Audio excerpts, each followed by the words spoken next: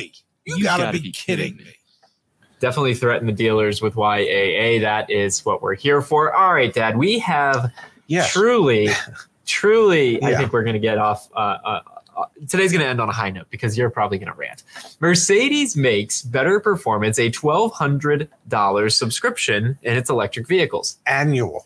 The $1,200 yearly fee increases horsepower and torque while dropping 0 to 60 times for all Mercedes EQ electric models. Yeah. So you signing up?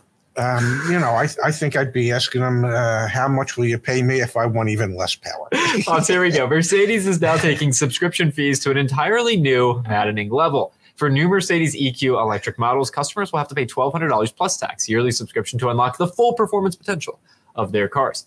If you head to Mercedes' online store, you will find an, quote, acceleration increase subscription service for all EQ models. According to Mercedes, the yearly fee increases the maximum horsepower and torque of the car while also increasing overall performance. Acceleration from 0 to 60 is said to improve by 0.8 to 1 seconds, and the overall characteristics of the electric motor are supposed to change as well. The extra performance is unlocked by selecting the dynamic drive mode. I've got some thoughts on this. Of course, want to hear from you first. Well, I would select the dynamic, not by a Mercedes mode. But I think their theory is that if you're foolish enough to overpay for the Mercedes in the first place, well, then, by golly, you're foolish enough to pay an extra $100 a month plus tax to get that extra horsepower.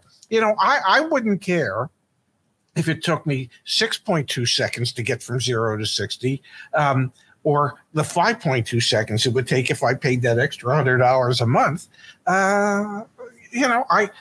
Me personally, I'm not buying a Mercedes. All right, take yourself out of it. Think about the direction that the industry is going. We are going to see more and more of this. And you know what I think they're going to do? That pisses me off.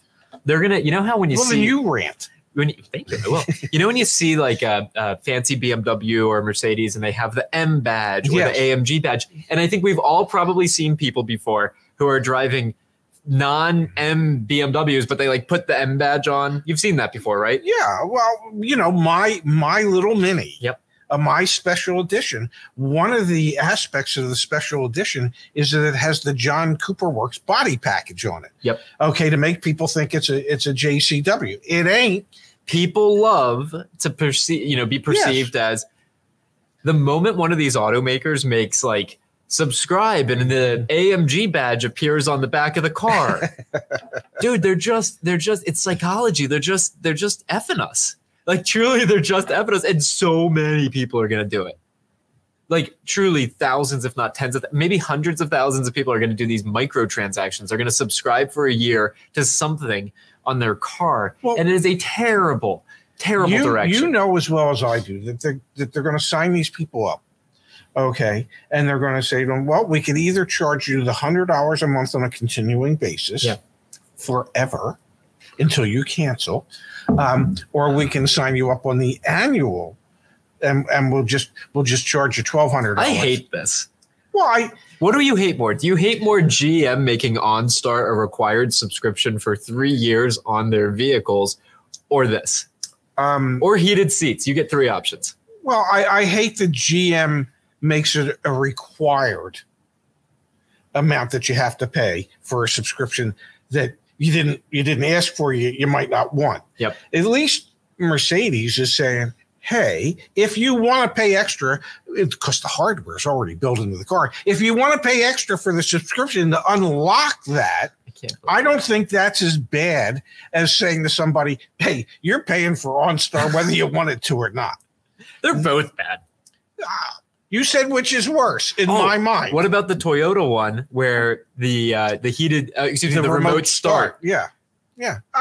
This is a terrible direction. If you're building in the functionality, just give people the functionality. Do not make them subscribe to access it. This is so freaking stupid. This is people are going to spend so much stupid money on this. It's just a money grab. It's Stellantis said it best in that they hope by 2030 that subscription services for their vehicles produce $30 billion a year in revenue. Okay. So the concept is that just because you bought the car, you're your commitment to spending money on that car with the manufacturer will not end, because you're going to want to subscribe to things. And do I think that's wrong if the functionality is already in the car, if the hardware is already in the car? Absolutely, I think it's wrong.